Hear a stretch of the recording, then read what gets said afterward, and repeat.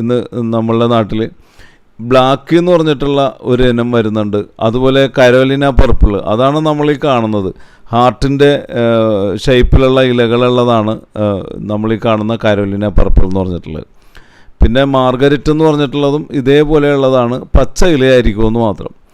പിന്നെ ഉള്ളത് ത്രിവർണ്ണ എന്ന് പറഞ്ഞിട്ടുള്ള ഒരു ഇനമാണ്. അത് പച്ച, പിങ്ക്, വെളുപ്പ്, അങ്ങനെ ഒരു 3 നിറത്തിൽ കാണുന്ന ചെറിയ നല്ല കളറ് ഫുള്ളായിട്ടുള്ള ഒന്നാണത്. ഇങ്ങനെയുള്ള പല രീതിയിലുള്ള അലങ്കാര മധുരക്കിഴങ്ങ് ചെടികളും നമ്മുടെ നാട്ടിലുണ്ട്. ഇതിനെ സ്വീറ്റ് പൊട്ടറ്റോ വൈൻ എന്നും പറയുന്നുണ്ട്, ഓർണമെൻ്റൽ സ്വീറ്റ് പൊട്ടറ്റോ വൈൻ. ഇത് പരിപാലിക്കാനായിട്ട് വളരെ എളുപ്പമാണ് നമുക്ക്.